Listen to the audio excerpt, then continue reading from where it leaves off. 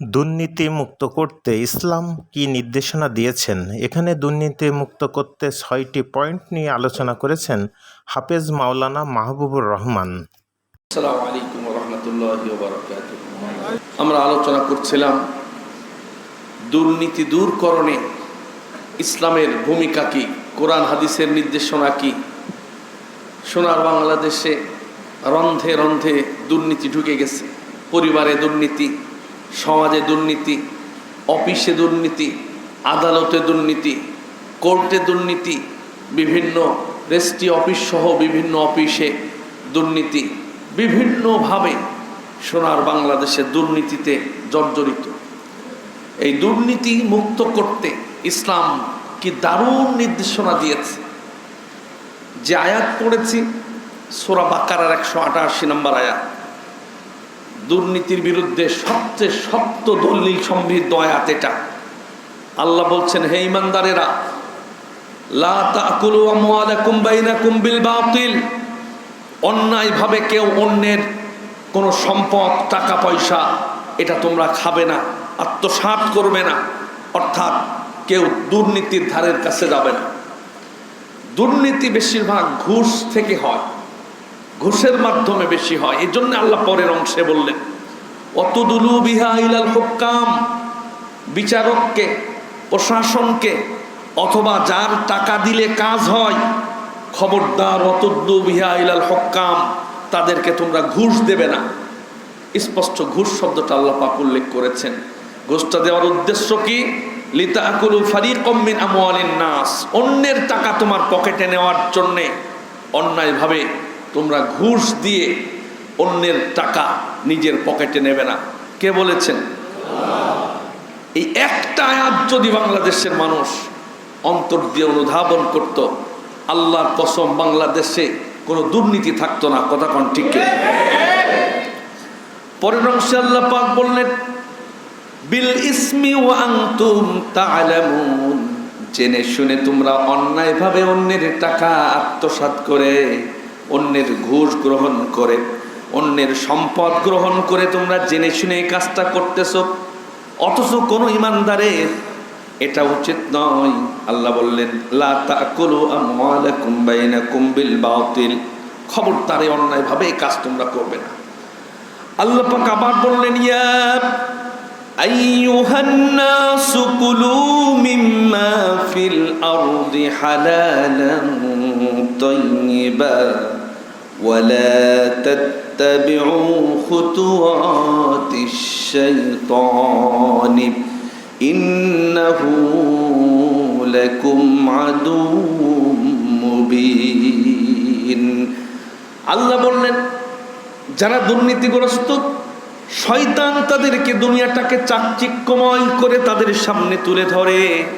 আল্লাহ পাক শেষে শয়তানের কথা বলার আগে বললেন, হে মানব মণ্ডলী, খবরদার, কুলু মিম্মা ফিল আরদি হালালান তাইয়্যিবা, হারাম খাবে না, অবৈধ কোনো সম্পদকে স্পর্শ করবে না।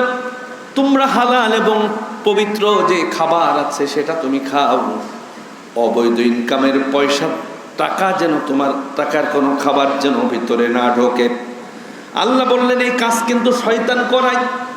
ওয়ালা তাত্তাবিউ খুতুওয়াতিশ শাইতান, তোমরা শয়তানের পদাঙ্ক অনুসরণ করো না, শয়তানের ধোঁকায় পড়ে যেও না। ইন্নাহু লাকুম আদুউম মুবিন, নিশ্চয় শয়তান তোমাদের জন্য প্রকাশ্য শত্রু। শয়তানের চক্রান্তে তোমরা পা দিও না। যিনি আবেদ আলী শত শত কোটি টাকা তিনি আত্মসাৎ করেছেন, বিসিএস এর প্রশ্ন সহ 30টা পরীক্ষার প্রশ্ন তিনি গোপনে চুরি করে বিক্রি করেছেন। একটা প্রশ্ন বিক্রি করেছেন 2 কোটি টাকা দিয়ে। সর্বোচ্চ একটা প্রশ্ন 2 কোটি টাকা দিয়ে তিনি বিক্রি করেছেন বিসিএস পরীক্ষার আগে। যারা ক্রয় করেছে, কয়েকজন মিলে ক্রয় করেছে, তারা বিসিএস এ টিকে গেছে। অযোগ্য টিকে গেল, আর তার পকেটে মাল আসলো একটা প্রশ্নের বিনিময়ে 2 কোটি টাকা। অযোগ্য তখন দেশের বিভিন্ন জায়গায় দায়িত্ব পেয়ে গেল। এটা দেশকে 150-200 বছর এই অন্যায়ের কারণে পিছিয়ে গেল, একজন আবেদ আলীর পকেটে টাকা ঢোকার কারণে। সাংবাদিকরা তাকে জিজ্ঞাসা করেছে, আপনি নাকি দুর্নীতি করে অনেক টাকা কামিয়েছেন? তিনি বলেছেন যে কামিয়েছি ঠিক আছে, তবে সব আমি আল্লাহর রাস্তায় খরচ করেছি। সুবহানাল্লাহ বলবেন না? সব তিনি আল্লাহর রাস্তায় খরচ করেছেন, মানে ওনার স্ত্রী সন্তান নিয়ে তিনি হজ করেছেন, ভিআইপি জায়গায় থেকেছেন, ওই টাকা সেখানে ব্যয় করেছেন। আল্লাহ তো খুশি হয়ে গেল নাকি? বাংলাদেশের অনেক মানুষের মনের ভিতরে আবেদ আলীর মতো চিন্তা আছে। তারাও মনে করে যে আল্লাহ রাস্তায় খরচ করলে বোধহয় আমার সে পাপ মোচন হয়ে যাবে। অথচ নবীজি বলেছেন, ইন্নাল্লাহা তাইয়্যিবুন, নিশ্চিতভাবে জেনে রাখো আল্লাহ পাক তিনি পবিত্র। লা ইয়াকবালু ইল্লা তাইয়্যিবা, কোন হারাম পায়খানা সমৃদ্ধ কোন হারাম টাকা, দুর্নীতির টাকা, অন্যায় করা যে টাকা, এই টাকার এক পয়সা আল্লাহ পাক গ্রহণ করেন না, কারণ তিনি পবিত্র। তিনি পবিত্রটাই গ্রহণ করেন, হারাম কোনো জিনিস তিনি গ্রহণ করেন না। জোরে কোন সুবহানাল্লাহ। আর উনি বলছে আল্লাহ রাস্তায় খরচ করেছে। কি কথা? হারাম জিনিস দিয়ে তুমি আল্লাহর সওয়াব পাওয়ার চেষ্টা করবা, এটা আশা করা যায় না। আমার ভাইয়ের, আল্লাহ পাক আবার বলছেন, فَمَن يَعْمَلْ مِثْقَالَ ذَرَّةٍ خَيْرًا يَرَهُ وَمَن يَعْمَلْ مِثْقَالَ ذَرَّةٍ شَرًّا يَرَهُ। আল্লাহ বললেন, যারা পরিমাণ দুর্নীতি যদি করো, যারা পরিমাণ অন্যায় যদি তুমি করো, যারা পরিমাণ পাপ যদি তুমি করো, কিয়ামতের মাঠে তোমার নিজের চোখে সেই পাপ তুমি দেখতে পাবে। আর যদি যারা পরিমাণ সৎ কাজ করো, যারা পরিমাণ দুর্নীতিমুক্ত কাজ যদি করো, যারা পরিমাণ ভালো কাজ যদি তুমি করো, কিয়ামতের কঠিন ময়দানে তোমার নিজের চোখে সেই ছোট পরিমাণ ওই ভালো কাজ তুমি দেখতে পাবে। এই টেন্ডেন্সি যদি ভিতরে থাকে, কোনো মানুষ দুর্নীতি করতে পারে না। কোরআন এবং হাদিস থেকে আজকে আমি আলোচনা নোট করেছি, 15টা নীতিমালা কোরআনুল কারীম দিয়েছে। এই নীতিমালাগুলো যদি কোনো মানুষ যদি ফলো করতে পারে, একজন মানুষ দুর্নীতিগ্রস্ত হতে পারে না। 1 নাম্বার, মানুষের অন্তরে আল্লাহর ভয় থাকা লাগবে। অন্তরে আল্লাহর ভয় যাদের নাই, তারা শুধুমাত্র দুর্নীতিগ্রস্ত হয়ে যায়। দুর্নীতি দূর করার জন্য কত রকম সভা সেমিনার, কত রকম আমাদের সেমিনার সিম্পোজিয়াম, কত কিছু হয়। দুর্নীতিকে না বলুন, দুর্নীতি বিরুদ্ধে জিরো টলারেন্স, এসব। একজনকে দায়িত্ব দেওয়া হলো যে ব্যানার ফেস্টুন যেগুলোতে লেখা থাকবে দুর্নীতিকে না বলুন, এই দায়িত্ব দেওয়া হলো তারে 10 কোটি টাকা দিয়ে, যে তুমি এইগুলো সব ম্যানেজ করবা, এই ব্যানার ফেস্টুনগুলো বানাবা। যাকে দেওয়া হলো তিনি 8 কোটি টাকা আগেই খেয়ে নিয়েছে। অথচ তারে দায়িত্ব দেওয়া হয়েছিল দুর্নীতিকে না বলুন, এই ব্যানার বানাবা। এই হলো আমাদের অবস্থা। 1 নাম্বার, আল্লাহর ভয় ভিতরে থাকতে হবে, তা না হলে দুর্নীতি সমাজ থেকে দূর করা যাবে না। আল্লাহ পাক বললেন, ইয়া আইয়ুহাল্লাযীনা আমানু তাকুল্লাহা হাক্কা তুকাতিহি ওয়া লা তামুতুন্না ইল্লা ওয়া আনতুম মুসলিমুন। আল্লাহ বললেন, হে ঈমানদারেরা, তোমরা আল্লাহকে ভয় করার মতো ভয় করো। যেই ভয় তোমার করা প্রয়োজন, যেই ভয় করার মতো যথাযথভাবে আল্লাহকে ভয় করো। আর পরিপূর্ণ মুসলমান না হয়ে আল্লাহর হুকুমের কাছে মাথা নত না করে তোমরা মৃত্যুবরণ করো না। আল্লাহ পাক আবার বললেন, ইয়া আইয়ুহান নাসু তাকু রাব্বাকুমুল্লাযী খালাকাকুম من نفس واحدة وخلق منها زوجها وبث منهما رجالا كثيرا ونساء واتقوا الله الذي تساءلون به والأرحام إن الله كان عليكم رقيبا জোরে কোন আল্লাহু আকবার। আল্লাহ বললেন, হে মানুষেরা, তোমাদের রবকে ভয় করো, যে রব তোমাকে বানিয়েছেন ওই রবকে ভয় করো। একই আয়াতের ভিতরে আল্লাহ পাক দুইবার ভয়ের কথা বললেন, যাতে করে বান্দার অন্তরে ভয় তৈরি হয়ে যায়, তাকওয়া তৈরি হয়ে যায়। আর তাকওয়া যাদের অন্তরে তৈরি হয়ে যাবে, সেই মানুষ কখনো দুর্নীতিগ্রস্ত হতে পারে না। বিশ্বনবী বললেন, ইন্নাত তুজ্জার ইউবাসুনা ইয়াউমাল কিয়ামাতি ফুজ্জার। কিয়ামতের কঠিন ময়দানে যারা ব্যবসায়ী আছে তারা পাপী হিসেবে আল্লাহর কাছে দাঁড়িয়ে যাবে। তাদেরকে বড় পাপী হিসেবে কিয়ামতের মাঠে দাঁড়ানো লাগবে যারা ব্যবসায়ী আছে। তবে তারা দাঁড়াবে না ইল্লা মানিত্তাকা, যাদের অন্তরে আল্লাহর ভয় আছে। এই তাকওয়াবান ব্যবসায়ী ছাড়া সব ব্যবসায়ী ফুজ্জার, ফাজের, বড় বড় দাগী আসামি পাপীদের সাথে তারা দাঁড়াবে। আল্লাহ নবীজি এই কথা বললেন, তাতে বোঝা গেল অধিকাংশ ব্যবসায়ী আল্লাহর ভয় করে না ব্যবসা করার সময়। কথা বলেন ঠিক কিনা? এই জন্য নবীজি বললেন ইল্লা মানিত্তাকা, তবে ওই ব্যবসায়ী না যে ওজনে ফাঁকি দেয় না। যে ওজনে ফাঁকি দেয় সে ধরা খেয়ে যাবে, পাপীদের সাথে উঠবে। অধিকাংশ ব্যবসায়ীর দিকে আজকে তাকান, নিজের সন্তানের মুখে খাবার তুলে দেওয়ার জন্যে অন্যকে ভেজাল তেল, ভেজাল চাউল, অন্যকে কেমিক্যাল মিশানো বিষ জাতীয় দ্রব্য অন্যকে খাওয়ায়া নিজের পকেটে টাকা নিয়ে সেই টাকা দিয়ে নিজের সন্তানের মুখে দুধ কিনে দিচ্ছে। সেই দুধটা আবার বাইরে থেকে আসতেছে, তার ভিতরে আবার ওরা ভেজাল ঢুকায় দিচ্ছে। তুমি অন্যরে ঠকাবা, আল্লাহ ঘোরায়া তোমাকে তার চাইতে প্রয়োজনযুক্ত খাবার ভিতরে ঢুকায় দেবে। কথা বলেন ঠিক কিনা? বিশ্বনবী বলেন, ব্যবসায়ী যারা আছে তাদেরকে কিয়ামতের মাঠে পাপী হিসেবে উঠানো হবে। তবে যারা আল্লাহরে ভয় করলো, ওজনে ফাঁকি দিল না, অন্তরে ভয় আছে এই জন্য ফাঁকি দিল না, ও ব্যবসা করার সময় খাদ্যে ভেজাল দিল না, ফরমালিন বা বিষ মিশায়া কাউকে কোনো দ্রব্য বিক্রি করলো না, এই ব্যবসায়ীর জন্য নবীজি পুরস্কার ঘোষণা করেছেন। এই ব্যবসায়ী কিয়ামতের মাঠে উঠবে। আত-তাজিরুস সাদুকুল আমিনু মান নাবিয়্যিন ওয়াস সিদ্দিকিন ওয়াস শুহাদা, নবী, সিদ্দিক এবং শহীদদের সাথে একসাথে জান্নাতে থাকবে যে বিশ্বস্ত ব্যবসায়ী এবং সত্যবাদী ব্যবসায়ী। সমাজে খুঁজে দেখেন 99.9% লোক ব্যবসা করে অবৈধভাবে, অন্যায়ভাবে, অন্যরে ঠকানোর টেন্ডেন্সি নিয়ে ব্যবসা করে। অথচ হালাল ব্যবসা করলে অল্প লাভ হলেও তার ভিতরে আল্লাহ পাক বরকত দেবেন। হারাম ব্যবসা করেন, এমন বড় বড় রোগ দেবে, শুধু ইন্ডিয়ায় যাবেন আসবেন 2-5 বার যাওয়ার সাথে সাথে আপনার টাকাও চলে যাবে। আর ওই অবৈধ ব্যবসার কারণে আপনার জীবন গেল, টাকা গেল, আখিরাত ধ্বংস হয়ে গেল।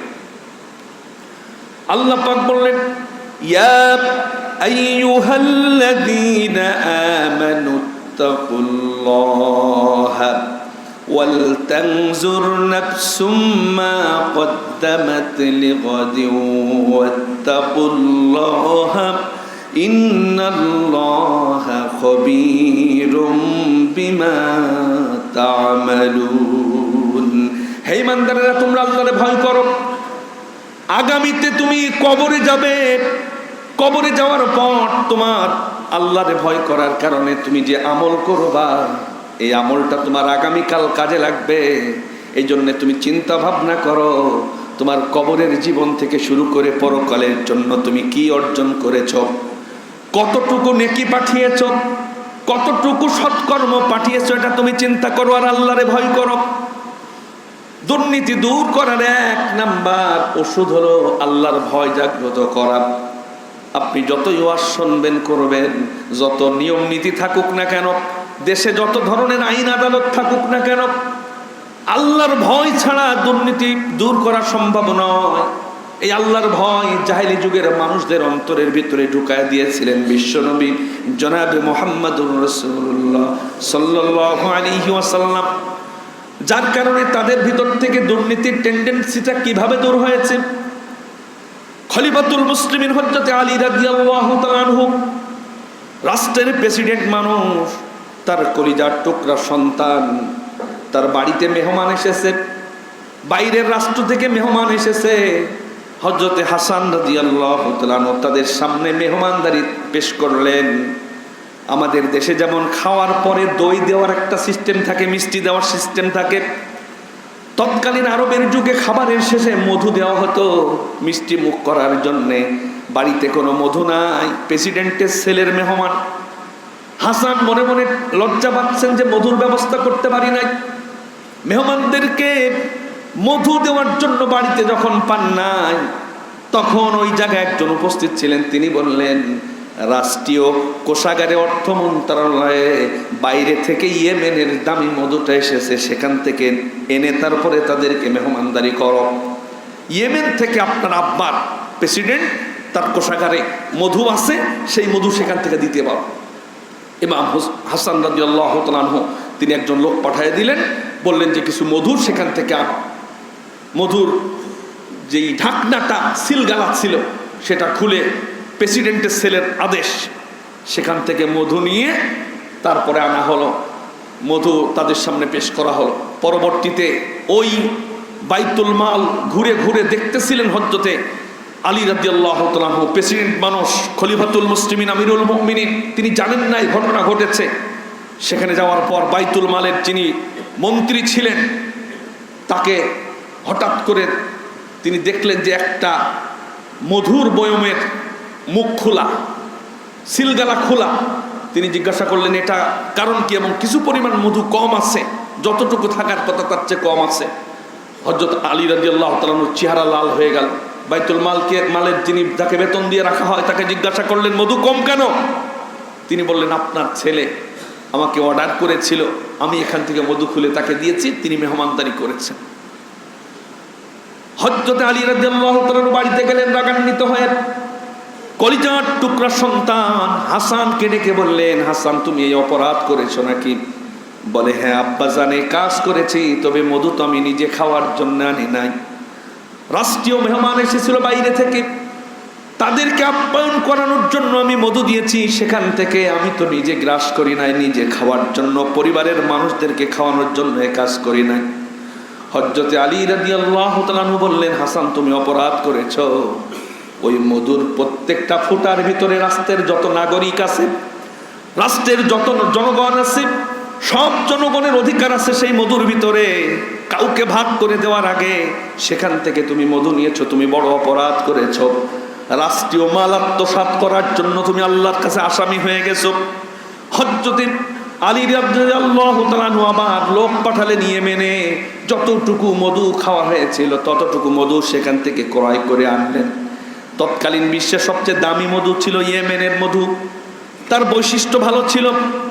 সেখান থেকে আনা হলো, ওই সিলগালা খুলে আবার সেখানে বাকি মধুটুকু যতটুকু ফুরিয়েছিল ততটুকু ঢুকায়া হযরত আলী রাদিয়াল্লাহু তাআলা আনহু সিলগালা লাগায়া এবার চোখের পানি ছেড়ে আল্লাহর কাছে হাত তুলে দোয়া করলেন, প্রার্থনা করলেন, আল্লাহ আমার সন্তান বুঝতে পারে নাই, তুমি আমারে মাফ করে দাও। আল্লাহ কিয়ামতের মাঠে রাষ্ট্রীয় মাল আত্মসাৎ করার মামলায় তুমি আমারে ফেলো না। সন্তানের কারণে আমার সন্তান যে কাজ করেছিল আমি তার খেসারত দিয়েছি, মধুটা সেখানে ফিরিয়ে দিয়ে। এইরকম টেন্ডেন্সি তাদের ছিল, শুধুমাত্র তাকওয়া অন্তরে ছিল। এই জন্য কথা কোন ঠিক কিনা? আজকে সমাজে রাষ্ট্রীয় সম্পদ কিভাবে তসরুপ হচ্ছে, মানুষের এদিকে কোনো টেনশন নাই, মানুষের যে যেইভাবে পারে খাওয়ার চেষ্টা করতেছে। আমি যদি শুধু দুর্নীতির তালিকাগুলো একটা একটা করে বলা শুরু করি, 50 জুম্মায় শেষ হবে না যে কিভাবে দুর্নীতি হয়। যিনি একজন বিশ্বস্ত জায়গায় আছেন, বাংলাদেশের বোর্ড কর্মকর্তা, একজন হিন্দু অমুসলিম, যার দায়িত্বে রেজাল্ট তৈরি করা হয়, তিনি রেজাল্ট তৈরি করেন। সারা বাংলাদেশে হাই স্কুলের ছাত্ররা কে কেমন রেজাল্ট করবে, এই রেজাল্টটা তিনি তৈরি করেন। তিনি লোকজনের সাথে যোগাযোগ করেছেন যে কোনো ছাত্রের যদি এ প্লাস প্রয়োজন হয় তা আমার সাথে যোগাযোগ করতে বলবা। সুবহানাল্লাহ বলবেন না নাউজুবিল্লাহ বলবেন? রেজাল্ট যদি তৈরি ভালো, কেউ রেজাল্ট চায় তাহলে আমার সাথে যোগাযোগ করতে বলবে। তার নাম হলো অদ্বৈত কুমার রায়। 3 লক্ষ টাকা যদি কেউ তারে দেয়, তার ছেলে অথবা মেয়েকে তিনি এ প্লাস দিয়ে দেন। জোরে কোন সুবহান। এবং এ গ্রেডের জন্য 2.5 লক্ষ টাকা, 50,000 কম এ গ্রেড পাওয়ার জন্য। ছেলে একেবারে মাথায় কিছু নেই, ফেল করার সম্ভাবনা, খাতায় কিছু লেখার দরকার নেই, ওনার হাতে শুধু 2.5 লাখ টাকা নাম রোল দিয়ে দিলে উনি তার রেজাল্টটা এ দিয়ে দেন, এ প্লাস দিয়ে দেন।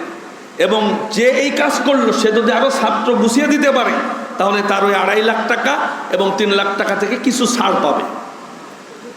এই হইল আমাদের দেশে যারা রেজাল্ট তৈরি করেন, কত বড় পবিত্র দায়িত্বে আছেন। ওই জায়গায় কত বড় দুর্নীতিবাজ যে অযোগ্য অপদার্থ এ প্লাস, ও ফেল করার কথা এ প্লাস পেয়ে গেল, টাকা দিয়ে এ প্লাস কিনে এনেছে।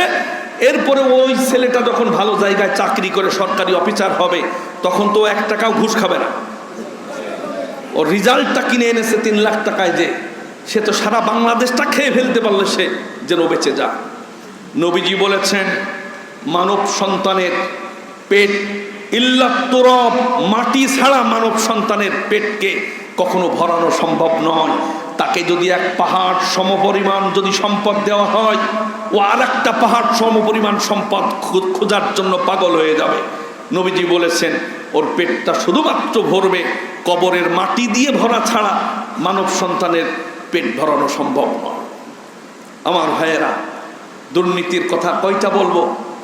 বন কর্মকর্তা মুশাররফ 112 কোটি টাকা তিনি দুর্নীতি করেছেন। এটা হিসাব বাইরে, হিসাবের বাইরে তো আরো অনেক টাকা আছে। সবচেয়ে কষ্টদায়ক ব্যাপার হলো, এই মুশাররফ তার সন্তান টাকার জন্যই হয়তো বা তার ছেলেটা বিসিএস ক্যাডার হয়েছে, বা যোগ্যতা দিয়েই হতে পারে, নাম মাসরুফ, তিনি এসপি হয়েছেন। এই বন কর্মকর্তার অবৈধ টাকা এই 4 সন্তানে অবৈধ হারাম খেয়ে এই সন্তান মাসরুফ বিশ্বনবীকে নিয়ে কটূক্তি করেছে। যারা হারাম খায়, এই হারামের টাকা ভিতরে ঢুকলে ওই সন্তান কখনো হালালের পক্ষে কথা বলতে পারে না। নবীজিকে ভুল ধরেছেন। নবীজিকে তিনি আদর্শ নেতা হিসেবে, আদর্শ মানুষ হিসেবে মানতে নারাজ। তার অনেকগুলো পয়েন্টের ভিতরে একটা লিখেছেন, নবীজি অল্প বয়সে বিয়ে করেছিলেন, এটা তার কাছে খুব খারাপ লেগেছে। নবীজির তিনি ভুল ধরেছেন, এবং আদর্শ নেতা হিসেবে, আদর্শ মানুষ হিসেবে তিনি নাকি নবীজিকে মানেন না। অথচ তার বাপ 112 কোটি টাকার দুর্নীতিগ্রস্ত। তিনি এখন পালিয়ে বেড়াচ্ছেন দুদক যাতে তাদের না ধরতে পারে। তার সন্তান কতটুকু ভালো হবে, মুসলমানদের কলিজায় আঘাত দিল। বাংলাদেশ সরকারের উচিত ছিল, তার এটা যখন ভাইরাল হয়েছে, এই মাসরুফকে ধরে নবীজিকে কটূক্তি করার কারণে তাকে উপযুক্ত শাস্তি দেওয়ার দরকার ছিল। কথা কোন ঠিক কিনা? নবীজি বলেছেন, মান সাব্বা নাবিয়ান ফাকতুলুহ, নবীজিকে যদি কেউ কটাক্ষ করে, ফাকতুলুহ, ওর আর বেঁচে থাকার অধিকার নাই, ওকে দুনিয়া থেকে বিদায় করে দাও। কারণ নবীজির চরিত্র কত ভালো এটা গ্যারান্টিকে দিয়েছেন। জোরে বলেন, ওয়া ইন্নাকা লাআলা খুলুকিন আযীম। আযীম হলো আল্লাহর নাম, চরিত্রটা আযীম বলেছেন নবীজি। আযীম মানে মহান। আল্লাহ বলছেন আমার নবীজির চরিত্র হলো মহান, পবিত্র। এই রকম চরিত্রের মানুষ পৃথিবীতে আসতে পারে না। কি তার আচরণ! কোনো মানুষকে তিনি আগে আক্রমণ করেন নাই। কাফের মুশরিক তাদের বিরুদ্ধে আগে অস্ত্র ধারণ করেন নাই। যুদ্ধে গেলে প্রত্যেকবার তিনি বক্তব্য দিয়েছেন, যুদ্ধ করছো কাফেরদের বিরুদ্ধে, খবরদার কোনো নারী এবং শিশু যেন তোমাদের হাতে আক্রান্ত না হয়। যারা তোমাদেরকে আঘাত করতে আসবে তখন তাদের প্রতিহত করবে, মোকাবেলা করবে। সেই নবীর চরিত্রে ভুল ধরছে একজন দুর্নীতিগ্রস্ত মানুষের সন্তান। কি কথা আমার ভাইয়েরা! কোরআন বলেছে, অতুল্লিম বাদা যালিকা জানিম। দেখেন, নবীজিকে কটূক্তি যারা করে, কোরআন বলছে সূরা কলাম যে তাদের জন্মের পরিচয় ঠিক নেই, তারা অবৈধ 4 সন্তান। কে বলছেন? নবীজির চরিত্র নিয়ে কটূক্তি করেছিল তৎকালীন সময়ে ওলীদ ইবনে মুগীরা। আল্লাহ আয়াত নাযিল করলেন, ও জন্মের ঠিক নেই, নবীজিকে কটাক্ষ করেছে। জনগণ তখন বলা বলি করলো, কিরে তোর বেলা জন্মের ঠিক নেই, আল্লাহ আয়াত নাযিল করেছে। ও লজ্জা পেয়ে গেছে, কারণ ওলীদ ইবনে মুগীরা ছিল সমাজের একটা সম্ভ্রান্ত নেতা, সবার মুখে মুখে এক কথা। সে তার মায়ের কাছে গিয়া জিজ্ঞাসা করছে, মা আজকে তোমাকে সত্য কথা বলতেই হবে, কারণ মুহাম্মদ যে কথা বলে সে কথা তো মিথ্যা হতে পারে না। সমাজে আমি মুখ দেখাতে পারছি না, মুহাম্মদের রব বলেছে আমি নাকি জারুর সন্তান। তো ওই সময় তো আমি ছিলাম না, আমি বুঝতাম না, তুমি বলতে পারো আসলে আমি কি জারুর সন্তান কিনা। মা তখন মাথা নিচু করে বললেন, আসলেই তুই জারুর সন্তান। তোর আব্বা যখন সিরিয়ায় সফরে গিয়েছিল তখন আমাদের বাড়িতে যে রাখাল ছিল, সেই রাখালের সাথে আমি জেনা করার পরে আমার গর্ভে যে সন্তান হয়েছিল, তুই সেই সন্তান। ওলীদ ইবনে মুগীরা ওই জারুর সন্তানের প্রেতাত্মারা এখনো বাংলার জমিনে আল্লাহর নবীর বিরুদ্ধে কটাক্ষ করে, কথা বলেন ঠিক কিনা? এই ওলীদ ইবনে মুগীরার প্রেতাত্মাদেরকে একটা একটা করে ধরে নবীজির হাদিস অনুযায়ী ফাকতুলুহু, জনসম্মুখে দুনিয়া থেকে বিদায় করে দিতে হবে, কথা বলেন ঠিক কিনা? আমার দাবির সাথে একমত কারা কারা? দুহাত তুলে দেখা, টান টান সোজা করেন, দেখি কারা কারা নবীজির পক্ষে আছে।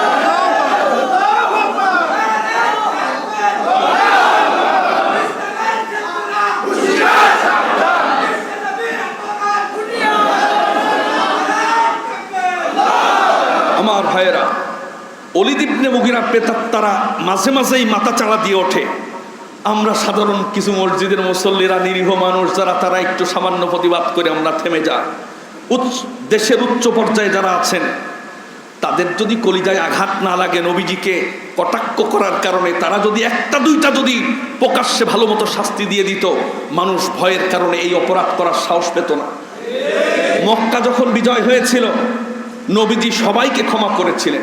নবীজির চাচাকে যিনি ক্ষতবিক্ষত করেছিলেন, কলিজা চাবিয়ে খেয়েছিলেন, তারেও মাফ করে দিলেন আর বললেন আমার সামনে তুই আসবি না। ওয়াসি নবীজি চাচাকে হত্যা করেছিলেন, তাকেও ক্ষমা করে দিয়েছিলেন। উহুদের যুদ্ধে যিনি কাফেরদের সেনাপতি ছিলেন আবু সুফিয়ান, তাকেও নবীজি ক্ষমা করে দিয়েছিলেন। আবু সুফিয়ানের স্ত্রী নবীজির হিন্দা, নবীজির চাচার কলিজা চাবিয়েছিলেন, তাকেও ক্ষমা করেছিলেন। তবে নবীজি তাকে ক্ষমা করেন নাই যে নবীজিকে কটাক্ষ করেছে, কারণ নবীজির চরিত্রের গ্যারান্টিকে দিয়েছেন। এই ক্ষেত্রে নবীজি ছাড় দেন নাই। একজন নবীজির কটাক্ষ করে কবিতা লিখত, সে মক্কা বিজয়ের দিন কাবার গিলাফের ভিতরে লুকিয়েছিল। সাহাবারা বললেন যে আপনাকে কটূক্তি করত যেই কাফের, ও তো কাবার গিলাফের ভিতরে লুকিয়েছে, ওরে কি মাফ করে দেব না কি করব? নবীজি বললেন ফাকতুলুহু, নবীজির কটাক্ষ করলে তার বেঁচে থাকার অধিকার নাই, তাকে হত্যা করো। তাকে কাবার গিলাফ থেকে বের করে, কাবার চত্বরে মানুষ মারা হারাম, সেই জায়গা নবীজি তাকে হত্যা করেছেন শুধুমাত্র নবীজিকে কটূক্তি করার কারণে। আজকে বঙ্গবন্ধুকে নিয়ে কটূক্তি করলে আমাদের কলিজায় আঘাত লাগে, তার বিরুদ্ধে মামলা হয়, 24 ঘন্টার ভিতরে গ্রেপ্তার হয়েছে, এটা আমরা দেখতে পাই। অথচ নবীজিকে নিয়ে কটূক্তি করলে তোমার কলিজায় লাগে না, তুমি এই ক্ষেত্রে নীরব নিশ্চুপ ভূমিকা পালন করো। কিয়ামতের কঠিন ময়দানে আল্লাহর নবীজির সামনে যেদিন নবীজি সুপারিশ করবেন বান্দাকে, সেদিন তুমি তার সামনে দাঁড়াতে পারবে না। বিশ্বনবী বলেছেন লা ইউমিনু আহাদুকুম হাত্তা আকুনা হাব্বা ইলাইহি মিন ওয়ালিদিহি ওয়া ওয়ালাদিহি ওয়ান নাসি আজমাইন। ঈমানদারি হতে পারবে না যদি তুমি তোমার নিজের জীবন, নিজের পরিবার, আত্মীয় স্বজন, তোমার পিতামাতার চাইতে নবীজিকে যদি বেশি ভালোবাসতে না পারো, প্রিয় পাত্র যদি না হয়, তুমি ঈমানদারি না। তো বেঈমানকে আল্লাহ জান্নাতে দেবে? আমার ভাইয়েরা, দুর্নীতি দূর করার জন্য 1 নাম্বার হলো তাকওয়া অর্জন করতে হবে। তাকওয়া ছাড়া কখনো সমাজ থেকে দুর্নীতি দূর করা যাবে না। 2 নাম্বার, অন্যের সম্পদকে ভয় করতে হবে। অন্যের সম্পদ যেন আমার সম্পদের সাথে মিশে না যায়, অন্যের সম্পদ যেন আমার সম্পদের সাথে মিশে না যায়, এই জন্য সব সময় সতর্ক থাকতে হবে। আল্লাহ পাক বললেন ওয়ালা তাকুলু আমওয়ালাকুম বাইনাকুম বিল বাতিল ইল্লা আন তাকুনা তিজারা। তোমরা অন্যের সম্পদ অন্যায়ভাবে খেও না, তবে 2 জনে মিলে যদি ব্যবসা করো, সেটার ভাগবাটোয়ারা ইনসাফ ভিত্তিক করে খেতে পারো, ব্যবসা করতে পারো, যৌথ ব্যবসা। তবে অন্যায়ভাবে অন্যের কোনো সম্পদ তোমরা খাবে না। কোরআনে আল্লাহ পাক বারবার বলেছেন, অন্যের সম্পদের সম্মান যদি জাতি করতে পারে তাহলে সেই মানুষ দুর্নীতিগ্রস্ত হতে পারে না। অন্যের জমি মিথ্যা মামলা ঠুকে দেয়, টাকা খরচ করে, কাজী সাহেবকে টাকা দিয়ে অন্যের হক হালালি জমি অন্যায়ভাবে মামলা করে অনেক মানুষ সেটাকে গ্রহণ করে। তারে যদি জিজ্ঞাসা করা হয় তোমার জমি না, তুমি না জাইনেও মামলা করলে কেন? আদালত যদি দেয় আমার নিতে অসুবিধা কোথায়? এরকম বলা লোক সমাজে আছে না নেই? এইরকম লক্ষ লক্ষ মামলা বাংলাদেশের আদালতে ঝুলে আসছে। আর জমির মামলা হলো সবচেয়ে দীর্ঘায়ু হয়, ওর মামলা শেষই হতে চায় না। জমিটা পড়ে আছে জায়গায়, মামলার কারণে কোনো পক্ষ ভোগ করতে পারছে না, 20 বছর 25 বছর পড়ে আছে। এরকম দৃশ্য সমাজে আছে না নেই? অথচ যিনি মামলা করেছেন তিনি জানে যে জমিটা আমার না, ও জমি বিক্রি করেছে ওর বাপ দাদা 14-15 বছর আগে, 20 বছর আগে। এখন হঠাৎ করে মামলা দিয়েছে, যদি তার পক্ষে রায়টা চলে আসে, নবীজি বলেছেন এরকম রায় যদি কেউ পাও মিথ্যা মামলা দিয়ে, তুমি জানো যে তোমার জমি না, তুমি জানো যে তুমি অপরাধী, এরপরেও কাজী সাহেবকে টাকা দিয়ে, উকিলকে টাকা দিয়ে যদি তোমার পক্ষে রায় নিয়ে নাও, কাজী সাহেব যখন রায় দেবে, কাজী সাহেব উনি তো যুক্তিতে বিশ্বাস, উনি তো আর গোপন বিষয় জানেন না, তুমি জানো। কাজী সাহেব যদি রায় দিয়ে দেয় তোমার পক্ষে, তুমি অন্যায়ের পথে আছো, তোমার পক্ষে যদি রায় দিয়ে দেয়, শোনো নবীজি বলেছেন ওই কাজী সাহেব দায়ী হবে না। তুমি জেনে শুনে অন্যায় রায় নিজের পক্ষে নেওয়ার কারণে জাহান্নামের টিকিট তোমার জন্য কনফার্ম হয়ে গেল। জোরে কর নাউজুবিল্লাহ। সমাজে এরকম জাহান্নামের টিকিট কনফার্ম করা লোক আছে না নেই? অসংখ্য অগণিত আছে। দুর্নীতিমুক্ত করার জন্যে অন্যের সম্পদকে ভয় করতে হবে। অন্যের সম্পদ, তুমি মরে গেলে তোমার কবরের জন্য খুব বেশি জায়গা লাগবে না, 3.5 হাত জায়গার বেশি তুমি দখল করতে পারবে না। অথচ 1 বিঘা জমি যদি অন্যায়ভাবে অন্যের থেকে নাও, 7টা পৃথিবীর জমি তোমার শিকল বানায়া গলায় ঝোলায় দেওয়া হবে, আর বলা হবে জমির দরকার ছিল টানেক, তোর কত জমি দরকার আছে। এজন্য সাবধান। অন্যের মিথ্যা মামলা দেওয়া, অন্যের জমির বিরুদ্ধে মামলা দেওয়া, অন্যের সম্পদকে নিজের সম্পদ মনে করা, এই কাজ করা থেকে আমাদেরকে বিরত থাকতে হবে। সমাজে এরকম অসংখ্য অগণিত রয়েছে। বরিশালের যিনি রেজিস্ট্রি অফিসের সাব রেজিস্ট্রার অসীম কল্লোল, তিনিও অমুসলিম। তিনি অল্প কিছুদিন চাকরির বেতনের টাকার পাশাপাশি তিনি আল্লাহর কুদরতি কায়দায় 100 কোটি টাকার উপরে তিনি অন্যের টাকা নিজের করে সম্পদ বানিয়ে নিয়েছেন। যেরকম সুবহানাল্লাহ। আমার ভাইয়েরা, এভাবে আপনাদের এই যে আপনারা তো বাইরের কথা শুনে নাউজুবিল্লাহ বলছেন, আপনাদের 216 কোটি টাকার দুর্নীতি হয়েছে আপনাদের এই জায়গা। ট্রাক মাপে যে ওজন স্কেল বেনাপোলে আছে না, মাল যখন বাইরে থেকে আসবে ঢুকবে, ওজনের স্কেলের চুরি করেছেন কিছু দায়িত্বশীল লোকজন। তারা ওজন এমনভাবে মেশিনটা সেট করেছেন যে বেশি উঠলেও ওজন ধরা হবে কম। এটা করেছে আপনাদের বেনাপোলে। পত্রিকায় এসেছে, গত 2-3 দিন আগের পত্রিকা প্রথম আলোতে এসেছে। আমি পড়ে অবাক হলাম যে আজ 7 বছর ওয়াজ করছে যেই এলাকায়, সেই এলাকারই যদি এই অবস্থা হয়, চেরাগের গুড়াই যদি অন্ধকার হয়, তো ওয়াজ করছি কোথায়? ওই জায়গায় ওজনের স্কেল কারসাজি করার কারণে, ফাঁকি দেওয়ার কারণে সেখানে সরকার কোটি কোটি টাকা রাজস্ব বঞ্চিত হয়েছে। নতুন করে সেটা ঠিক করার কারণে অল্প কিছুদিনের মাথায় অতিরিক্ত যা লক্ষ্যমাত্রা ছিল তার চাইতে 216 কোটি টাকা সরকারের কোষাগারে জমা হয়েছে। তাহলে যারা দুর্নীতি করেছে এই যে ওই জায়গায় এই কারসাজি সামান্য করার কারণে অল্প কিছুদিনে 216 কোটি টাকা, তাহলে যারা এইভাবে অন্যায় করে ওজন মেপেছে কত কোটি টাকা এখানে আত্মসাৎ করেছে অন্যের সম্পদ।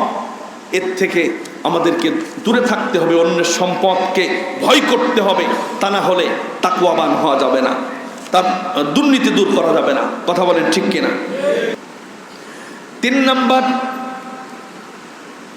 ন্যায় এবং ইনসাফ প্রতিষ্ঠা করা। সমাজে ন্যায় এবং ইনসাফ যদি থাকে তাহলে দুর্নীতি হবে না। কোরআনে ব্যাপারে কি দারুণ নীতিমালা দিয়েছে। আল্লাহ পাক বলেন, ইয়া আইয়ুহাল্লাযীনা আমানু কুনু بالقسط قوامين بالقسط شهداء لله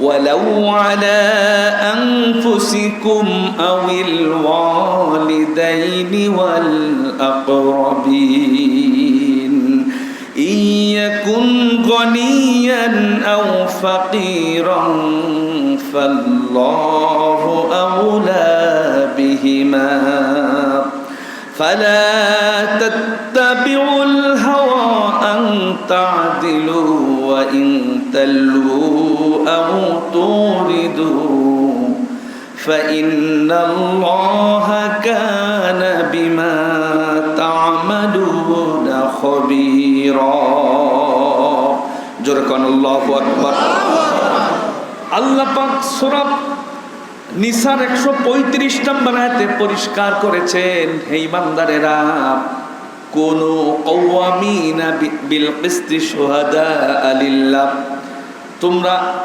ন্যায়ের পক্ষে থাকবে, আল্লাহর জন্য তোমরা ন্যায়ের পক্ষে দাঁড়িয়ে যাবে, ন্যায়ের পথে যিনি আছেন তার পক্ষে সাপোর্ট দেবে। তুমি দাঁড়িয়ে পড়বে, ন্যায় সঙ্গত যে আছে সে যদি অসহায় হয় তুমি তার পাশে দাঁড়িয়ে যাও। আল্লাহ বললেন, তুমি যদি ন্যায়ের পক্ষে দাঁড়াও, তোমার বিপক্ষে যদি নিজের আপনজনেরা যদি চলে যায়, ওয়ালাউ আলা আনফুসিকুম, নিজের পক্ষেও যদি তোমার রায় চলে যায় তারপরেও তুমি ন্যায়ের পক্ষে দাঁড়াবে। আবিল ওয়ালিদাইন, তোমার পিতা মাতার বিপক্ষেও যদি চলে যায় তুমি তারপরেও ন্যায় থেকে বিচ্যুতি হবে না। ওয়াল আকরাবিন, তোমার আত্মীয় স্বজন যদি কোনো অপরাধ করে তুমি তার পক্ষ নিতে পারো না, তুমি ন্যায়ের পক্ষে আল্লাহর জন্য দাঁড়িয়ে যাবে। তোমার আত্মীয় যদি তোমার বিপক্ষে থাকে, সে যদি অন্যায় করে তাকে সাপোর্ট করা যাবে না। কে বলছেন? জোরে বলেন আল্লাহ পাক। এই আয়াতটা আমি আগেও বলেছি, হার্ভার্ড ইউনিভার্সিটি, আমেরিকা হার্ভার্ড ইউনিভার্সিটির একটা ফ্যাকাল্টি আছে, একটা বিভাগ আছে, আইন বিভাগ।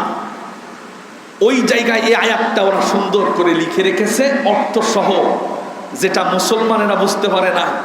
ওরা এই আয়াতের কদর বুঝে আয়াতটা সেখানে লিখেছে, আর নিচে উক্তি করেছে যে ন্যায় এবং ইনসাফ প্রতিষ্ঠার জন্য এর চাইতে ভালো নীতিমালা আর হতে পারে না। জোরে কর সুবহানাল্লাহ।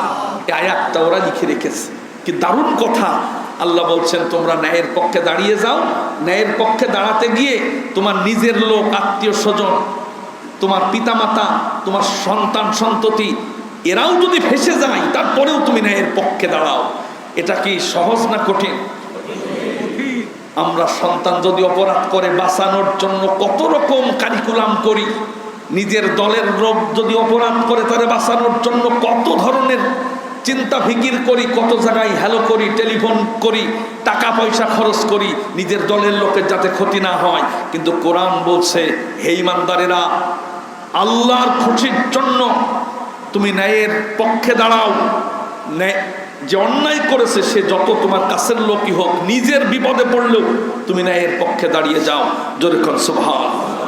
এটা কি আমাদের দেশে আছে না নেই? আমরা সাধারণত নিজের মানুষ, নিজের কাছের লোককে বাঁচানোর জন্য কত অন্যায়কে সাপোর্ট দেই, কত অন্যায়কে যে আমরা সাপোর্ট দেই, অবাক হয়ে যায়। বাংলাদেশে, সোনার বাংলাদেশে কোমলমতি ছাত্রদের বুকে গুলি চালানো হলো, 200 ছাত্র, তরতাজা ছাত্র জীবন দিল। অনেক মানুষকে খুঁজে পাওয়া যাচ্ছে না, কিছু লাশের এখন হিসাব আসতেছে না। বিভিন্ন পত্রপত্রিকায় যেই খবর আসতেছে সেখানে এই ছাত্রদের জীবন নিয়ে তেমন কোনো বক্তব্য শোনা যাচ্ছে না।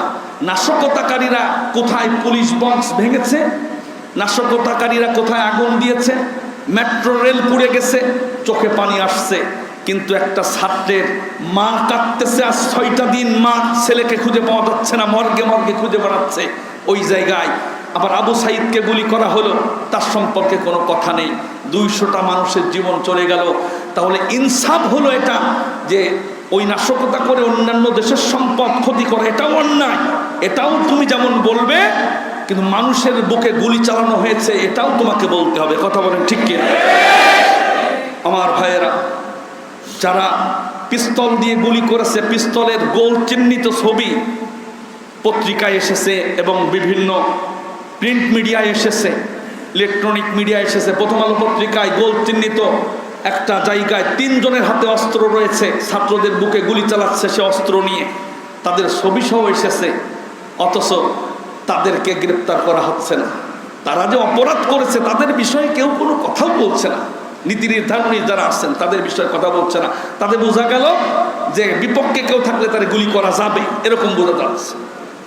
আমার ভাইয়েরা, আল্লাহ বলছেন ন্যায়ের পক্ষে কথা বলতে হবে। কে বলছেন? কিন্তু আমরা ন্যায়ের পক্ষে কথা বলতে ভয় পাই, যে না জানি আমার কি হয়, না জানি আমার স্বার্থের ব্যাঘাত ঘটে, না জানি আমার ব্যবসায় লালবাতি জ্বলে যায়, না জানি আমার চাকরি চলে যায়। এই জন্য আমরা ইমান বাঁচানোর চাইতে আমরা নিজেদেরকে বাঁচানোর জন্য বেশি চেষ্টা করি। কিন্তু আল্লাহ তা বলেন নাই। সূরা নিসার 135 নম্বর আয়াতে বললেন, দুর্নীতি মুক্ত করতে চাও, ন্যায়ের পক্ষে দাঁড়িয়ে যাও, তোমার বিপক্ষে যেই চলে যায় যা। পরের অংশে আল্লাহ পাক বললেন, ফালা তাত্তাবিউল হাওয়া আন তা'দিলু ওয়া ইন তালু আও তু'রিদু ফাইন্নাল্লাহা কানা বিমা তা'মালুনা খাবীরা। আল্লাহ বললেন, তোমার মন যেভাবে চায় সেইভাবে বিচারের রায় দিবা না। যারা বিচারক আছে তাদের ব্যাপারে আল্লাহ পাক কি দারুণ কথা বললেন। যারা জজ আছেন, যারা ব্যারিস্টার আছেন, যারা উকিল আছেন, যারা এলাকার মাতব্বর আছেন, সালিস বিচার করেন, তাদের ব্যাপারে আল্লাহ পাক বললেন, ফালা তাত্তাবিউল হাওয়া, মন যেটা বলে ওইভাবে তুমি রায় দিতে পারো না। ইনসাফ ভিত্তিক রায় দেবে, আন তা'দিলু, ন্যায় বিচার করবে, ন্যায়ের পক্ষে কথা বলবে। কারণ তুমি যদি কোনো মজলুমের বিপক্ষে যদি দাঁড়িয়ে যাও, মজলুমের চোখের পানি কিয়ামতের মাঠে তোমাকে ধরা করবে। আল্লাহ বললেন তোমার ন্যায় বিচার করবে, অন্তর যা বলে সেইভাবে বিচার করবে না। আল্লাহ বললেন, আও তুরিদু ফাইন্নাল্লাহা কানা বিমা তা'মালুনা খাবীরা।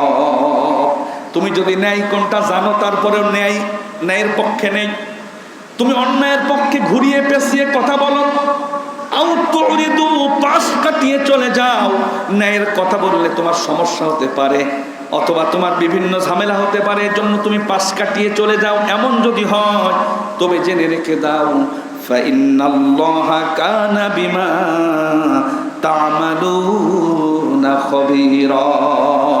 দুনিয়ার মানুষ কেউ না জানতে পারে, তোমার রব অবশ্যই আরশে আজিম থেকে সেটা পর্যবেক্ষণ করতেছেন, সব খবর তার কাছে আছে। একদিন সে আল্লাহ তোমারও খবর করবেন। কথা বলেন ঠিক কিনা? আমার ভাইয়েরা, পত্রিকায় পড়লাম, কষ্ট পেয়েছি। একজন কাজের মেয়ে, তার অপরাধ হলো বাথরুমের ভিতরে খাবার খেয়েছে। পত্রিকায় এসেছে, একটা মহিলা কাজের মেয়ে, ছোট বাচ্চা, বাড়িতে মেহমান এসেছে, ভালো আয়োজন হয়েছে, দুপুরবেলা সবাই পোলাও মাংস খেয়েছে, কিন্তু কাজের মেয়েটাকে দেয় না। সাধারণত আমাদের দেশে কাজের মেয়েরা অবহেলিত হয়। ছোট বাচ্চা মানুষ তো লোভ সামলাতে পারে না, ওই খাবারটা যেটা অবশিষ্ট ছিল সেখান থেকে কিছু খাবার নিয়ে যে খাবে এমন জায়গা খুঁজে পায় নাই। কারণ বাড়ির যিনি গৃহকর্ত্রী ছিলেন খুব রাগী মানুষ, উনি ওই ছোট বাচ্চাটা খাবার নিয়ে বাথরুমের ভিতরে বসে খাচ্ছিল। এটা যে কোনো কায়দায় ওই কাজের মেয়ে জানতে পেরে অনেকক্ষণ ধরে ছোট্ট বাচ্চা মেয়েটাকে পিটিয়েছে। পত্রিকায় এসেছে বিষয়টা। ইনসাফ, তোমার কলিজার টুকরা সন্তানদের খাওয়াচ্ছ, মেহমানদের খাওয়াচ্ছ। নবীজি বলেছেন তোমার বাড়িতে যত কর্মচারী আছে, তোমার কাজের মানুষ যারা আছে, তুমি যেই ধরনের খাবার খাবে ঠিক সেই ধরনের খাবারই কাজের মানুষদের খেতে দিতে হবে, আল্লাহ নবীজি বলেছেন। এবং নবীজির বাড়িতে যে কাজের মানুষটা ছিল, হযরতে যায়েদ রাদিয়াল্লাহু তাআলা আনহু এবং আনাস রাদিয়াল্লাহু তাআলা আনহু 10 বছর নবীজির খেদমত করেছেন।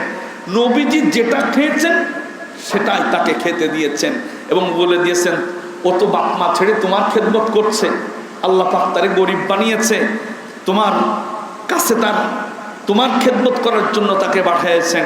তুমি যা খাবে, যা পরবে, তাকে তাই পরাবে, তাই খেতে দেবে। এটা ইসলামের নির্দেশ। অথচ এখানে ইনসাফ নাই। পরিবারে অনেক সময় মেয়ের চাইতে ছেলেকে বেশি আদর করা হয়। মাছের মাথাটা আপনার ছোট ছেলে পছন্দ করে, আপনি প্রতিদিন মাছের মাথাটা তার পাতে তুলে দেন, পাশে দাঁড়িয়ে বা পাশে বসে খাচ্ছে আপনার আরো 2টা মেয়ে। 1 বছরে আপনি একবারও তারে মাছের মাথা তুলে দেন নাই। আপনার টার্গেট আছে মেয়ে তো বিয়ে হয়ে বাপের বাড়ি চলে যাবে, শ্বশুর বাড়ি চলে যাবে, আর আমার ছেলেই কাছে আমার থাকতে হবে, তার একটু ব্রেনের পুষ্টি দরকার, সরকারি চাকরি করলে আমার ভবিষ্যৎ ভালো যাবে, এই মনে করে পরিবারেও সন্তানের ভিতরে ইনসাফ প্রতিষ্ঠা করে না। এমনও 2-1 জন লোক আছে না নেই? আল্লাহ পাক সে কথা বলেছেন, দুর্নীতি মুক্ত করতে হলে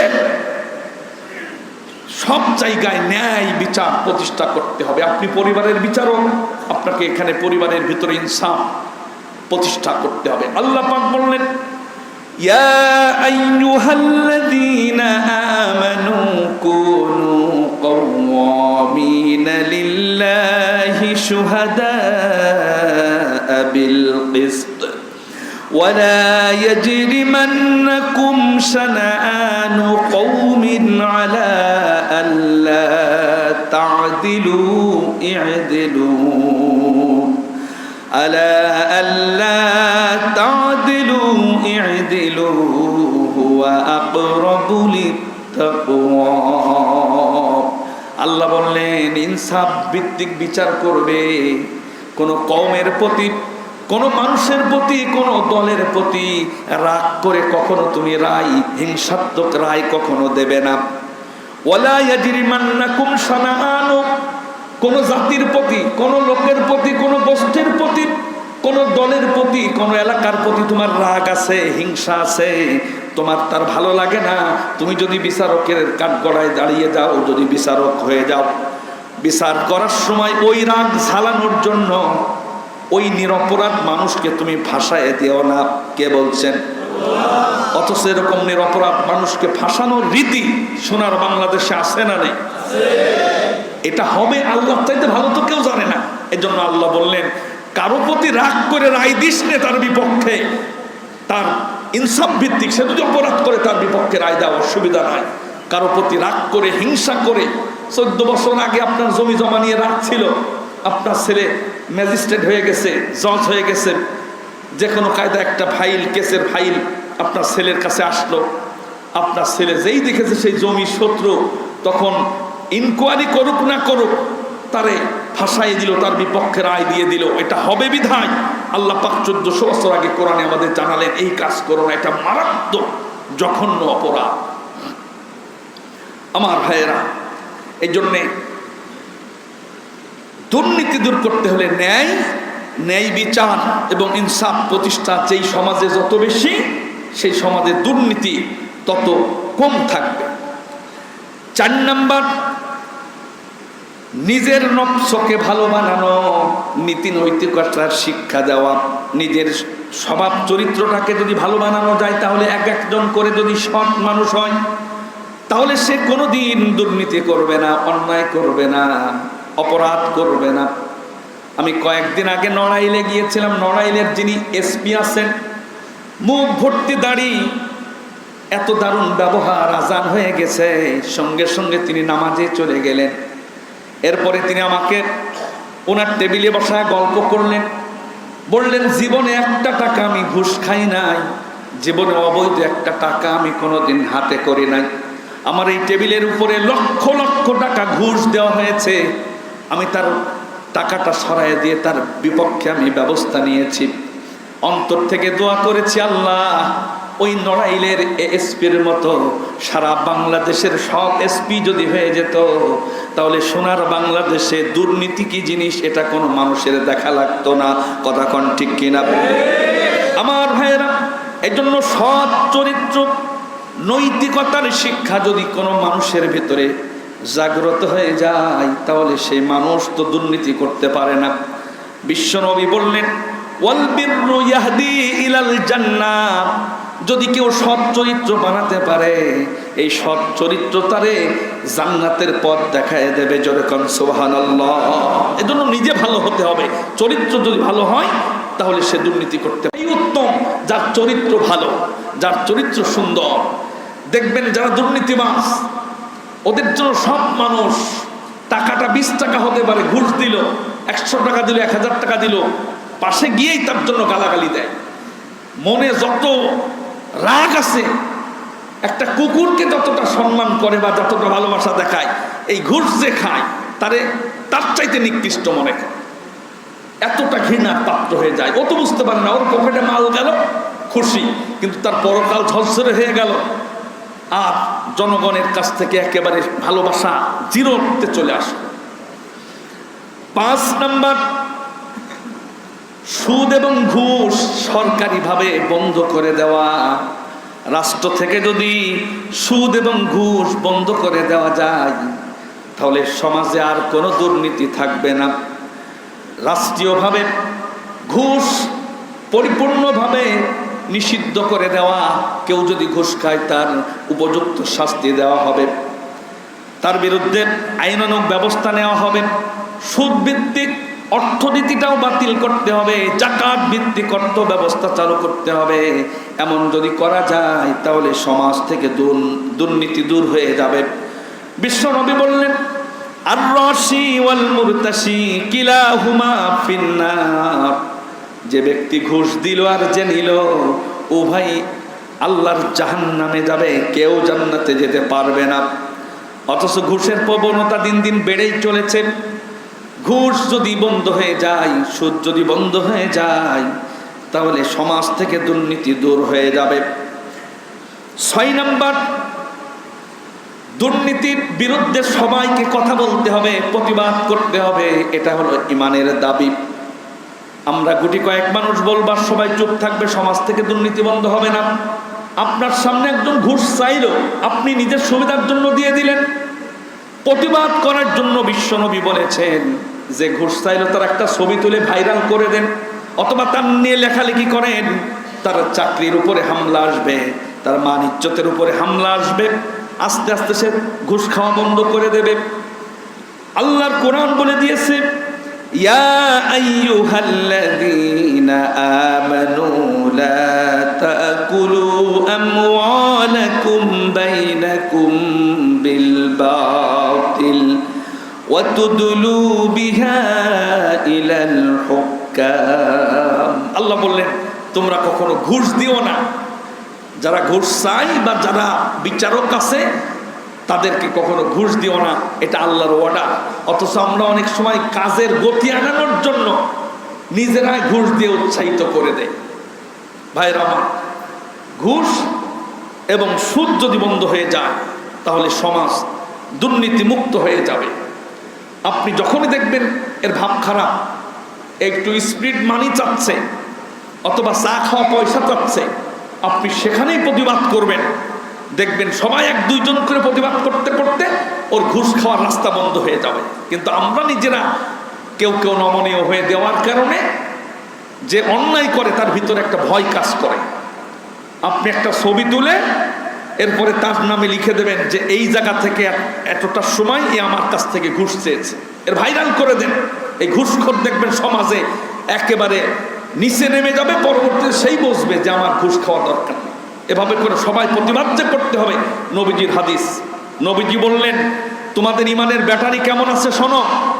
এটা বুঝবা কিভাবে? মান রাআ মিনকুম মুনকারান, তুমি যদি দেখো কোথাও দুর্নীতি হচ্ছে, তুমি যদি দেখো কোথাও ঘুষ নিচ্ছে, নবীজি বললেন তুমি ফালিওয়াইয়িরহু বিয়াদিহি, তোমার হাত আল্লাহ দিয়েছেন শুধু খাওয়ার জন্য নয়। নবীজি বললেন হাত দিয়ে তুমি সেটাকে প্রতিহত করো, দুর্নীতি বন্ধ করো, ঘুষকে বন্ধ করো। নবীজি এটা অর্ডার করেছেন।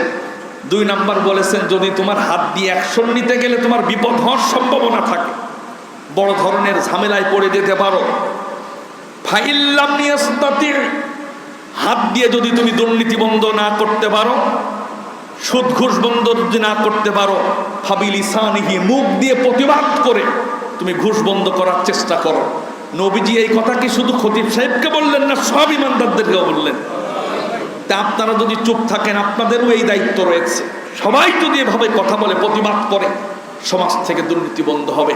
নবীজি 3 নাম্বার স্টেপে বললেন যে তুমি যদি মুখ দিয়ে কথা বললেও তোমার বিপদ হওয়ার ভয় থাকে, তোমার সাহস নেই, তুমি মুখ দিয়ে বলতে পারছো না, তিন নাম্বার স্টেপ নবীজি সুযোগ দিলেন, তুমি কি করবে? ফাইল্লাম ইয়াস্তাতি ফাবি কলবিহি, তাহলে তুমি অন্তর দিয়ে ঘৃণা করবে আর মনে মনে চিন্তা করবে কোন টেকনিক অ্যাপ্লাই করে এই ঘুষখোরকে ঘুষ খাওয়া বন্ধ করা যায়, এরা আর ঘুষ দেব না কোন কায়দায়, সুদ কিভাবে বন্ধ করা যায়, এই টেকনিক মনে মনে চিন্তা করতে হবে আর মনে মনে তাকে ঘৃণা করতে হবে।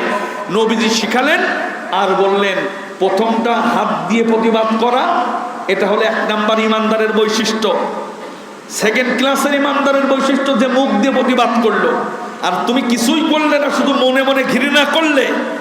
নবীজি বললেন ওয়াজালিকা আদাফুল ঈমান, যদি তিন নাম্বার স্টেপে যাও বুঝবা তোমার ঈমান একেবারে দুর্বল, লো ভোল্টেজের ঈমান, ওই ভোল্টেজ দিয়ে বাতি জ্বলবে না, ওই ভোল্টেজ নিয়ে জান্নাতে যাওয়া যাবে না।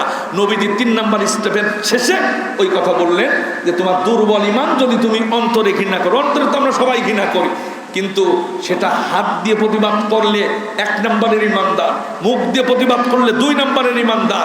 আমাদেরকে এই গ্রেড বাড়ানোর জন্য চেষ্টা করতে হবে। আমরা প্রমোশন পাওয়ার জন্য কত চেষ্টা ফিকির করি, বসকে খাওয়াই, দাওয়াত করে খাওয়াই, কত টাকা পয়সা খরচ করি, কিন্তু ইমানের গ্রেড বাড়ানোর জন্য আপনার চিন্তা 50 বছর একবার ওয়াইজ করা। ইমানের গ্রেড বাড়ানোর জন্য এই প্রতিবাদ মুখর যদি আমরা হয়ে যাই, তাহলে সমাজ থেকে দুর্নীতিমুক্ত হবে।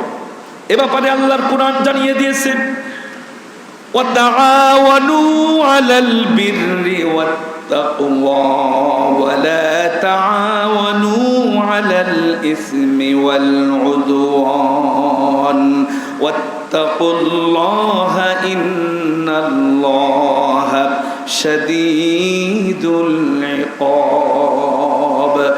তোমরা অন্যায় কাজের সহযোগিতা করবা না, মানে ঘুষ দিবা না, অন্যায় করবা না, কোনো অন্যায়ের কাজে টাকা পয়সা দিয়েও তুমি সহযোগিতা করবা না। তুমি ভালো কাজে সহযোগিতা করবা, কোনো অন্যায় কাজে তোমার যেন না থাকে, তুমি যেন সহযোগিতা করবা না, কারণ তোমাকে বানানো হয়েছে মানুষের কল্যাণের জন্য। কুনতুম খায়রা উম্মাতিন উখরিজাত লিন-নাসি তা'মুরুনা বিল মা'রুফি ওয়া তানহাউনা আনিল মুনকার। কি দারুণ কথা কোরআনে আল্লাহ পাক বললেন, তোমাদেরকে উত্তম জাতি হিসেবে বানানো হয়েছে, তার কারণ তোমরা মানুষের কল্যাণ করবে আর অন্যায়ের বাধা দেবে, ভালো কাজের আদেশ দেবে আর অন্যায়ের বাধা দেবে। তা আপনার ভিতরে এই বৈশিষ্ট্য যদি না থাকে, আপনি উত্তম মানুষ হতে পারেন না। কোরআন বলছে অন্যায়ের বাধা দেবে। হযরতে ওমর রাদিয়াল্লাহু তাআলা আনহু একবার একজনকে গভর্নর বানালেন, নাম আবু হুরাইরা। এত গরিব সাহাবী, মাঝে মাঝে নবীজির কাছেই বেশি থাকতেন বিধায় উনি বেশি হাদিস লিখেছেন। উনি ক্ষুধার যন্ত্রণায় মাঝে মাঝে অজ্ঞান হয়ে মসজিদের ভিতরে পড়ে যেত। অন্যান্য মুসল্লিরা বলতো অজ্ঞান হয়ে গেছে, মনে হয় মির্গে রোগ আছে। সবাই জুতা স্যান্ডেল তার নাকে ধরতো যে মির্গে রোগ হয়েছে, যাতে ভালো হয়ে যায়। কিছুক্ষণ পর যখন হুঁশ আসতো, তখন এক একজন এক এক কথা বলতো। আবু হুরায়রা বলতো, তোমরা যা মনে করেছো তা না, আমি নবীজির হাদিস লিখতে লিখতে আমি খাবারের কোনো সুযোগ পাই না, আমার মদিনায় কোনো জমি নাই, জায়গা নাই, খাবারের কষ্ট সহ্য করতে না পেরে আমি দুর্বল হয়ে অজ্ঞান হয়ে পড়ে গিয়েছি। এই আবু হুরায়রাকে নবীজির ইন্তেকাল, আবু বকর রাদিয়াল্লাহু তাআলা আনহুর ইন্তেকালের পরে ওমর রাদিয়াল্লাহু তাআলা আনহু এক এলাকার গভর্নর বানিয়েছিলেন। উনি ওই সময় গভর্নর থাকাকালীন ওনার কাজ করার পরে পার্ট টাইম একটা ব্যবসা করতেন। ওই ব্যবসা করে কিছু সম্পদ জমা হয়ে গেল। গোয়েন্দা বাহিনী রিপোর্ট করলো যে তোমার আবু হুরায়রাকে গভর্নর বানিয়েছো, সে তো মেলা টাকার মালিক হয়ে গেছে। আবু হুরায়রাকে তলব করলেন, বললেন যে তোমার এত সম্পদ কিভাবে অর্জন করলে? তুমি তো অজ্ঞান হয়ে পড়ে থাকতে মসজিদে, তোমার তো কিছুই ছিল না, তোমার এত টাকা পয়সা কিভাবে হলো? তিনি বললেন যে আমি বৈধ পন্থায় হালাল ব্যবসা করে এই টাকাগুলো আল্লাহ আমার দিয়েছেন। ওমর রাদিয়াল্লাহু তাআলা আনহু এ কথা শোনার পরেও তিনি অ্যাকশন নিলেন।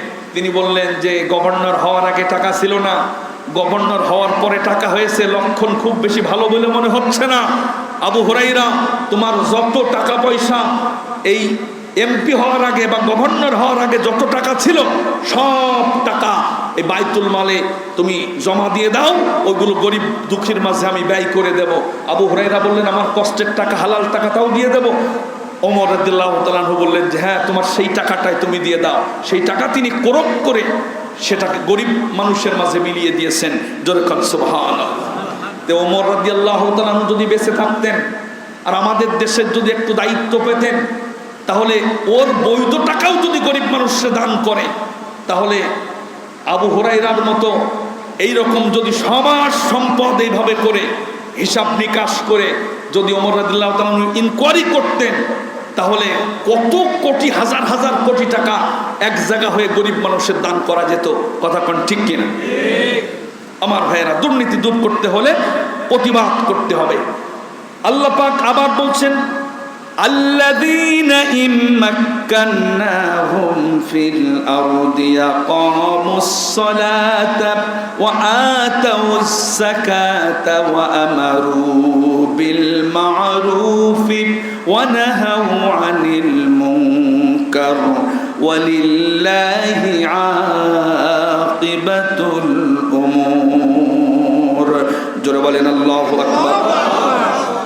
আল্লাহ বললেন আমি যদি কাউকে ক্ষমতা দেই, আমি যদি কাউকে পাওয়ার দিয়ে দেই, আমি যদি কোনো মুসলমানকে রাষ্ট্র পরিচালনার পাওয়ার যদি দিয়ে দেই, তাহলে সে 4টা কর্মসূচি হাতে নেবে।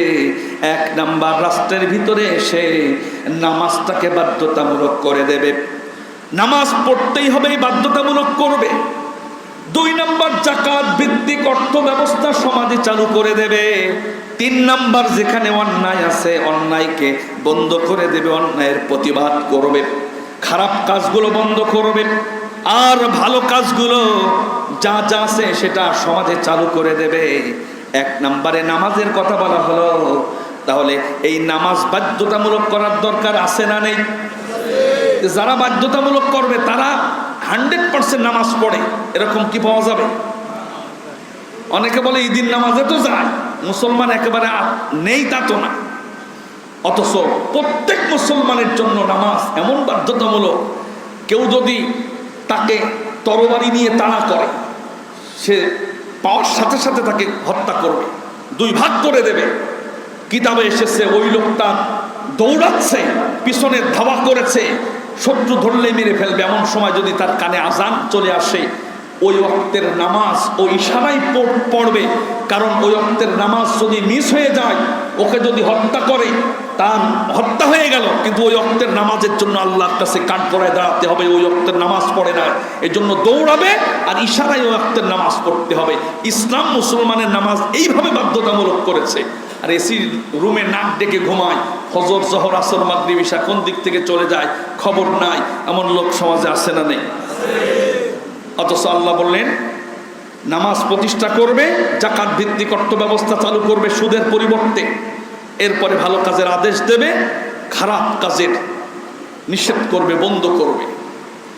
এই দায়িত্বটা পাই টু পাই হযরত ওমর রাদিয়াল্লাহু তাআলা আনহু তিনি করেছিলেন। রাষ্ট্রে যত নাগরিক আছে সব নাগরিক সোনার জীবনযাপন করছেন। রাষ্ট্রে কোনো অন্যায় নেই, কোনো অবিচার নেই, কোনো দুর্নীতি নেই, কোনো ধর্ষক নেই, মানুষ নাক দিকে ঘুমায়। প্রেসিডেন্ট সাহেব গাছতলায় হাতটা বালিশ বানায়া নাক দেখে দেখে হাতটা মাথার নিচেই দিয়ে ঘুমাচ্ছে প্রেসিডেন্ট সাহেব। কোনো বডিগার্ডটার নেই, কোনো শত্রু নেই, সমাজে ইনসাফ প্রতিষ্ঠা করার কারণে। আমি প্রায়ই বলি ওনার এই ঘটনাটা, যেটা আমার হৃদয়ে দাগ কেটেছে। ওমর রাদিয়াল্লাহু তাআলা আনহু সারাদিন জনগণের কল্যাণে কাজ করতেন। সন্ধ্যাবেলায় বাড়িতে আসার পরে বিবি বললেন যে বাড়িতে তো পানি নাই, তুমি একটু কুয়া থেকে পানি আনো। আমাদের দেশে তো যেখানে সেখানে টিউবওয়েল, পানির কোনো অভাব নাই। মক্কা মদিনায় যারা গিয়েছেন দেখবেন পানির কত সংকট, যে জমজমের কারণে পানি সংকট অনেকটা নিরসন হয়েছে। সাগরের পানি ওই দেশের সরকার প্রসেসিং করে সারা আরব জাহানে ছড়ায় দিয়েছে, সেই পানি ওরা পান করে। আর আমাদের দেশে যেখানে সেখানে কয়েক হাত নিচেই আপনি টিউবওয়েল পুতলেই আপনার পানি বের হয়। ওমর রাদিয়াল্লাহু তাআলা প্রেসিডেন্ট মানুষ, অর্ধ জাহানের প্রেসিডেন্ট, 50 লক্ষ বর্গ কিলোমিটারের প্রেসিডেন্ট। স্ত্রী বললেন বাড়ি পানি নেই, সারাদিন রাষ্ট্রীয় কাজ করেছেন, জনগণের হক আদায় করেছেন। সন্ধ্যায় বাড়ি আসার সাথে সাথে বিবি বললেন একটু পানি আনো। তিনি কুয়া থেকে বড় একটা কলসে পানি আনছেন। হঠাৎ করে একজন নাগরিক এসে বলছে, ওমর তোমার সাথে আমার জরুরি কথা আছে। সঙ্গে সঙ্গে ওমর থমকে দাঁড়ালেন আর বললেন, আমার ব্যক্তিগত কাজ পানি নিয়ে বাড়ি যাও। তুমি আমার রাষ্ট্রের নাগরিক, তোমার সমস্যা আগে দেখা আমার দায়িত্ব, পানি নিয়ে যাওয়া পরে, আগে তোমার সাথে আমার কথা হবে। এই বলে তিনি বসে পড়লেন আর বড় মাটির কলস কোলের ভিতরে নিয়ে তিনি বসলেন। ওই নাগরিক বেচারা প্রেসিডেন্টের অত বড় কলস কোলের ভিতরে নিয়ে বসা দেখে তার খারাপ লাগতেছে। তিনি বললেন, প্রেসিডেন্ট সাহেব, এত বড় ভিজা কলস, এইরকম বড় কলস পানি পুরা, আপনি আপনার কোলের উপরে নিয়ে বসেছেন, আপনার পানির কলসের চাপ লাগতেছে, আপনার কষ্ট হচ্ছে, আমি তো কিছু সময় নিয়ে কথা বলবো, আপনি কলসটা যদি মাটিতে রাখতেন আমার কথা বলে আমি স্বাচ্ছন্দ্য বোধ করতাম। ওমর রাদিয়াল্লাহু তাআলা আনহু চোখ গরম করে তার দিকে তাকায় ধমক দিলেন আর বললেন, এই নাগরিক, তুমি কি দেখনি এই কলসটা শুকনা কলস নয়, এটা ভিজা কলস। এই কলসের নিচেই পানি লেগে আছে, আর এই পানি লাগা কলস যদি অন্যের জমিতে রাখি, এই জমিটা আমার বাপের না, অন্যের মালিকানায় আছে। অন্যের জমিতে কলস রাখার কারণে ওই মাটি যদি কলসে লেগে যায়, আর এই মাটি নিয়ে যদি আমি বাড়ি যাই, কিয়ামতের মাঠে আল্লাহ যদি বলে, অমুক দিন অমুক সময় নাগরিকের সাথে কথা বলার সময় তুমি তোমার কলসটা মাটিতে রেখে কলসের মাটি জড়া পরের জমির মাটি তুমি আত্মসাৎ করে বাড়ি নিয়ে গিয়েছিল কেন, জবাব দাও। কিয়ামতের মাঠে আল্লাহ যদি আমার বিরুদ্ধে আত্মসাতের মামলা দেয়, আমি আল্লাহর কাছে ধরা খেয়ে যাব। এই জন্যে আমি নিজের কষ্ট হলেও নিজের কোলের ভিতরে আমি এই কলসটা রেখেছি। কি টেন্ডেন্সি ছিল যে অন্যের সম্পদের যাতে তার সামান্য মাটি, এটার তো হিসাবই হওয়ার কথা না, তারপরেও তারা ভয় করেছে। আর আমরা অন্যেরটা যেভাবে পারি অন্যায়ভাবে আমরা গ্রাস করার জন্য চেষ্টা করি। আমার ভাইয়েরা, তাহলে দুর্নীতি দূর করার জন্যে 6 নম্বর নীতিমালা কোরআন দিয়েছে যে অন্যায়ের প্রতিবাদ করতে হবে। শুধু একজন এক একভাবে করবে তা নয়, সব মানুষ ঐক্যবদ্ধ হয়ে দুর্নীতির প্রতিবাদ করবে। আসসালামু আলাইকুম। YouTube channel Islam with Habibur, এই চ্যানেলে সব কিছু ইসলামিক বিষয় প্রচার করা হয়। দয়া করে সবাই এই চ্যানেলকে সাবস্ক্রাইব, লাইক, কমেন্ট, শেয়ার করবেন এবং এই চ্যানেলটির সাথে থাকবেন। ধন্যবাদ।